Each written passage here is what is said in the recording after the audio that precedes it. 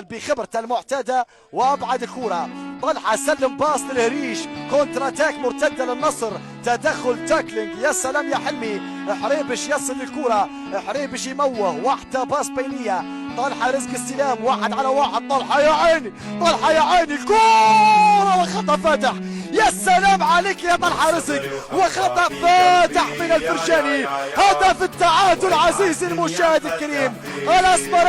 الاسبراني ورقصة اخرى في دقائق ام اخطأ الفرشاني. الاجابة لك عزيزي المشاهد الكريم. يا سلام يا طلحة في المراوغة، يا سلام يا طلحة في التسديدة، ولكن الفرشاني اخطأ. هذه الكورة هوب هوب هوب، راوغ عدى بمهارة كبيرة بثقة عالية بالنفس، ولكن خطأ الفرجاني. فصارت طلحة رزق، طلحة داخل الحمر، طلحة سلم الكورة للقجار، قجار يحضر نفسه للتسديد، وهدف ثاني، هدف ثاني لفريق النصر، هدف ثاني للفحامة عن طريق القجار، عن طريق علاء لاعب الوسط.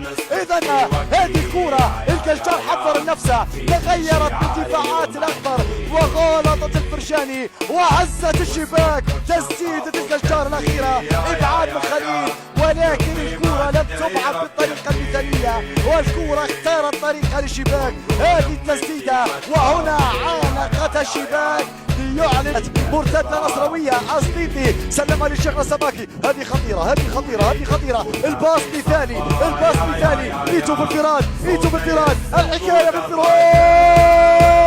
والثالث النصر، الثالث عن طريق ايتو في وقت طلب فيه فريق الأخضر في ركلة جزاء. تحولت الكورة لمرتدة لمهند ايتو في الدقيقة 95، وسجل ثالث أهداف فريق النصر، ثالث أهداف فريق النصر، وهو